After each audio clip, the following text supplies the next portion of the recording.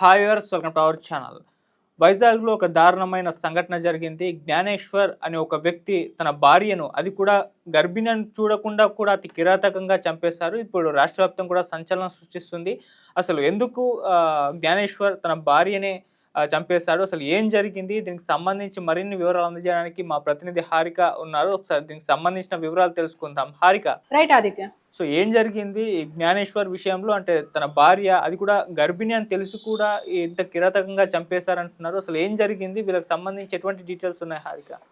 Right Aditya, ముఖ్యంగా చెప్పాలి అంటే ఈ సంఘటన విశాఖపట్నంలో జరిగింది. విశాఖపట్నంలో స్థానికంగా ఉంటున్న జ్ఞానేశ్వర్, అనూష 2 ఏళ్ల క్రితం ప్రేమ వివాహం చేసుకున్నారు. ఈ ప్రేమ వివాహంతోనే అంటే తల్లిదండ్రుల్ని ఎదురించి మరీ పెళ్ళైతే చేసుకున్నారు.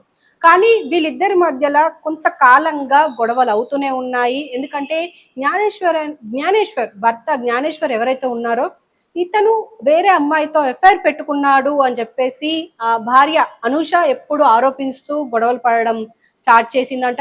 అయితే ముఖ్యంగా వీళ్ళిద్దరి మధ్యలో రీసెంట్ గా కూడా అదే గొడవ జరగడంతో దీన్ని అదురుగున చూసుకున్నాడో మరి విసిగిపోయాడో జ్ఞానేశ్వర్ అర్థం తెలియదు, కానీ ఆమె గొంతు నులిమి చంపేశారు. కానీ ఆ సిచ్యువేషన్ లో ఆమె పరిస్థితి ఏ విధంగా ఉంది అంటే, ఇంకో 24 గంటలు గడిస్తే ఒక బేబీకి జన్మనిచ్చేది. ఇప్పుడు ఒక బేబీ అండ్ ఆ భార్య ఇద్దరు చనిపోయారు. అంటే అసలు మనం ఇక్కడ గమనించాల్సింది ఏంటి అంటే, ప్రతి కుటుంబంలో గొడవలు కామన్ అండ్ ఆ అనుమానం కూడా కామన్. అంటే అబ్బాయి అంటే హస్బెండ్ మీద వైఫ్ కి వైఫ్ మీద హస్బెండ్ కి అనుమానాలు ఉండడం కూడా కామనే. కానీ ఇలా దారుణంగా గొంతు నులిమి చంపేశాడు. అది కూడా వైఫ్ పరిస్థితి ఎలా ఉంది అని చెప్పి కూడా ఆలోచించకుండా క్షణికావేశంలో చేశాడా, మరి కావాలనే చేశాడా, లేకపోతే ఎప్పటి నుంచో ఆల్రెడీ మనసులో పెట్టుకొని ఉన్నాడా అని మాత్రం ఒకసారి గమనించాలి. ఎందుకంటే డైరెక్ట్ గొంతు నులిమాడు కాబట్టి ఖచ్చితంగా ఇది వాళ్ళిద్దరి మధ్యలో ఒక పరస్పరం గొడవ జరిగి ఉండాలి, అంటే కొట్టడం కూడా జరిగి ఉండాలి. అయితేనే గొంతు నులిమి చంపే అవకాశం ఉంటుంది ఆదిత్య. ఎందుకంటే అతను కత్తి వాడలేదు, అలాగని దిండు వాడలేదు. అంటే ఇది ప్రీ ప్లాన్డ్ మర్డర్ అయితే అస్సలు కాదు. కానీ ఇది క్షణికావేశం అని కన్సిడర్ చేయొచ్చు. కానీ తల్లిదండ్రులకు మాత్రం ఇది తీరని శోకం. ఎందుకంటే ఒక రోజు గడిస్తే వాళ్ళ ఇంట్లోకి ఒక చిన్న బేబీ వచ్చేది.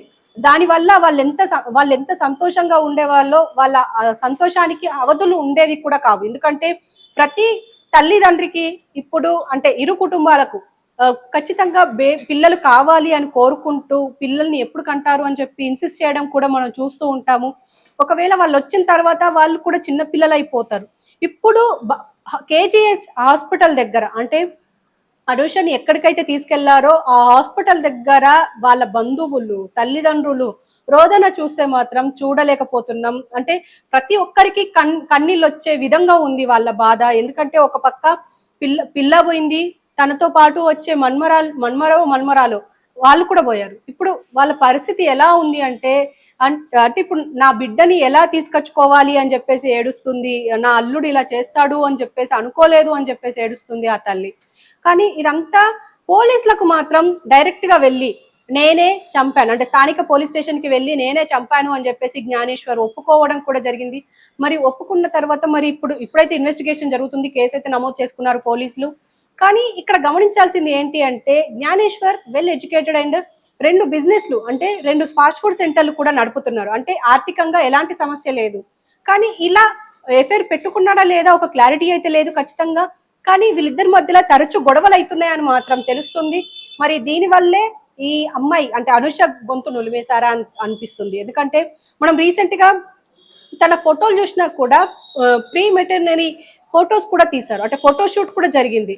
అంటే వాళ్ళ మధ్యలో అంటే బేబీ వస్తుందని చెప్పేసి చాలా హ్యాపీగా ఉన్నారు. మరి ఆ టైంకి అంటే గొడవ అయ్యే టైంకి మరి ఈ అబ్బాయి అసలు ఆలోచించలేదా, మరి నాకు ఒక కొడుకో కూతురో వచ్చే అవకాశం ఉంది, మరి అదైనా ఆలోచించిండా లేదా అనేది మాత్రం ఒకసారి మనం కూడా గమనించాల్సిందే. మరి నెక్స్ట్ మరి పోలీసులు ఏం చేస్తారు? మరి కేసు అయితే నమోదు చేసుకున్నారు. మరి 2 ప్రాణాలు తీసినట్టే. ఎందుకంటే నిండు గర్భిణిని చంపారు కాబట్టి మరి రెండు ప్రాణాలు తీసినట్టే ఈ జ్ఞానేశ్వర్. మరి కేసు ఎలా ఉండబోతోంది, మరి పోలీసులు మరి ఇంకా ఏం అంటే డీటెయిల్స్ బయటకు చెప్తారు, అండ్ చంపాల్సిన పరిస్థితి ఎందుకు వచ్చింది, అంటే నిజంగానే గొడవలు అయ్యాయా లేకపోతే ఇతనికి నిజంగానే ఎఫైర్ ఉందా అనేది చూడాలి. కానీ అక్కడ బంధువులు మాత్రం అంటే ఫ్రెండ్స్ కి బంధువులకు మాత్రం ఒక మెసేజ్ పెట్టేశాడంట. అంటే అనూష లేవడం లేదు, అపస్మారక స్థితిలో ఉంది, అందరూ రండి అని చెప్పేసి అందరికి మెసేజ్ అయితే పాస్ చేశాడంట. మరి పాస్ చేసిన వెంటనే స్థానికులు వచ్చి అక్కడ అనూషని హాస్పిటల్ తీసుకెళ్లారంట. తీసుకెళ్లిన తర్వాత అక్కడ అంటే కేజీహెచ్ హాస్పిటల్ పెద్ద హాస్పిటలే, గవర్నమెంట్ హాస్పిటల్. మరి అక్కడ తీసుకెళ్లిన తర్వాత కూడా అక్కడ డాక్టర్స్ ఆల్రెడీ చనిపోయిన వ్యక్తిని మీరు తీసుకొచ్చారు అని చెప్పేసి చెప్పడంతో వాళ్ళ గుండెల్లో బాంబు వెళ్ళినట్టయితే అయ్యిందని చెప్పుకోవచ్చు. కానీ ఇప్పుడు పోలీసుల అదుపులో ఈ జ్ఞానేశ్వర్ ఉన్నాడు. మరి ఏం జరుగుతుంది, ఎలా ఉంటుంది అనేది ఖచ్చితంగా ఎదురు చూడాల్సిందే. కానీ తల్లిదండ్రులు మాత్రం ఇతన్ని వదిలిపెట్టేది లేదు. నా కూతుర్ని నా రాబోయే మన్మరాలనో మన్మన్నో చంపేసిన వ్యక్తిని అసలు వదలొద్దు, ఇలా ఏ అమ్మాయికి ఇలా అవ్వొద్దు, ఖచ్చితంగా ఒక గుణపాఠం నేర్పించాలి అని చెప్పేసి అయితే అంటున్నారు. ఈవెన్ బంధువులు కూడా, ఫ్రెండ్స్ కూడా, అనుషకి ఫ్రెండ్స్ కూడా ఉన్నారు, ఫ్రెండ్స్ హైదరాబాద్ లో ఉన్నారు. వాళ్ళ తల్లిదండ్రులకి ఇక్కడి నుంచి విశాఖపట్నానికి కాల్ చేసి మరి అనుషకు ఏమో అయ్యింది, ఒకసారి చెక్ చేయండి, వెళ్ళండి అని చెప్పేసి అనడం కూడా జరిగిందంట. మరి అందరూ వచ్చి ఇప్పుడు హాస్పిటల్ దగ్గర కలుసుకున్నారు మరి ఏమైంది అని చెప్పి. కానీ వాళ్ళు తెలుసుకునే లోపే తన ప్రాణాలు పోవడం ఇప్పుడు అందరినీ దుఃఖానికి తీసుకొస్తుంది అని చెప్పుకోవచ్చు ఆదిత్య. హారిక, మామూలుగా ఇలా వైఫ్ అండ్ హస్బెండ్ మధ్య గొడవలు జరిగినప్పుడు, మనస్పర్ధలు వచ్చినప్పుడు వాళ్ళ ఫ్యామిలీలకు చెప్తారు. వాళ్ళ ఫ్యామిలీలు వచ్చి వాళ్ళ మధ్య ఒక చర్చకు దారితీసి మనం అండర్స్టాండ్మెంట్ చేస్తారు. కాకపోతే వీళ్ళ ఇష్యూలో లవ్ మ్యారేజ్ అంటున్నారు, పేరెంట్స్ని ఎదిరించి మరి చేసుకున్నారు అంటున్నారు కదా. మరి పేరెంట్స్ అంటే ఇప్పటి వరకు కూడా వాళ్ళ ప్రేమని యాక్సెప్ట్ చేయలేదా, లేకుంటే వీళ్ళే అమ్మాయి సైలెంట్గా వీళ్ళ మధ్య గొడవలు అలాగే జరుగుతూ ఉన్నాయా? ఏం జరిగింది? వాళ్ళ పేరెంట్స్ వీళ్ళ పేరెంట్స్ విషయానికి వచ్చేసరికి వీళ్ళు యాక్సెప్ట్ చేస్తారా? ఖచ్చితంగా ఈ విషయం మనకు ప్రత్యేకంగా మాట్లాడుకోవాలి ఆదిత్య. ఏంటి అంటే ప్రేమ వివాహాల్లో అండ్ అరేంజ్డ్ మ్యారేజ్ల్లో రెండింట్లో చాలా డిఫరెన్స్ ఉంటుంది. ఎందుకంటే ఒక అరేంజ్డ్ మ్యారేజ్ అయితే ఇరు కుటుంబాల బంధువులు, ఇరు కుటుంబాలు కలిసి ఉంటాయి. ఒకవేళ ఏదైనా సమస్య వస్తే వాళ్ళే వచ్చి మాట్లాడతారు. ఈవెన్ అమ్మాయి అయినా అబ్బాయి అయినా మీరే చేశారు మాకు ఇద్దరికి పెళ్లి, ఇప్పుడు అతని వల్ల నాకు ఇబ్బంది అవుతుంది, ఆమె వల్ల నాకు ఇబ్బంది అవుతుంది అని క్వశ్చన్ చేయడానికి ఉంటుంది. కానీ ఈ లవ్ మ్యారేజ్ లో అలా ఉండదు. ఖచ్చితంగా వీళ్ళకి ఏ సమస్య వచ్చినా, ఎలాంటి గొడవ వచ్చినా, ఎలాంటి ఇబ్బందులు వచ్చినా వీళ్ళిద్దరు మాత్రమే సరి చేసుకోవాలి తప్ప మిగతా వాళ్ళకి చెప్పడానికి ఉండదు. ఈవెన్ చెప్పినా కూడా మీరిద్దరే కదా ఇష్టపడి పెళ్లి చేసుకున్నది, మేం కాదు కదా చేసింది అని చెప్పేసి క్వశ్చన్ వచ్చే అవకాశం ఉంటుంది. కాబట్టి అలాంటి పరిస్థితి రావద్దు అని వీళ్ళిద్దరి మధ్యలోనే ఎప్పటి నుంచో గొడవలు జరుగుతూ ఉండొచ్చు. మేబీ వీళ్ళిద్దరే సాల్వ్ చేసుకోవడానికి ట్రై చేసి ఉండొచ్చు. కానీ సాల్వ్ అవ్వకపోయేసరికి, గొడవ ఎక్కువ అయ్యేసరికి మేబీ వైఫ్ ఇంకా ఎక్కువగా తిట్టి ఉండొచ్చు. ఈ తరుణంలో అంటే అక్కడ ఏ సిచ్యువేషన్ జరిగిందో ఎగ్జాక్ట్ గా మనకు తెలియదు. కానీ ఖచ్చితంగా ప్రేమ వివాహం కాబట్టి తల్లిదండ్రులకు చెప్పాలనుకోలేదో మరి ఏందో తెలియదు. ఈవెన్ చెప్పినా కూడా జస్ట్ కౌన్సిలింగ్ ఇచ్చి పంపిస్తారు. కానీ భర్త ధోరణి అలాగే ఉంటే, బిహేవియర్ అలాగే బిహేవ్ చేస్తే మనం ఏం చెయ్యలేము. అలాంటప్పుడు వైఫ్ ఇంకేం చేస్తుంది, తిట్టడం తప్ప, గొడవ పడడం తప్ప.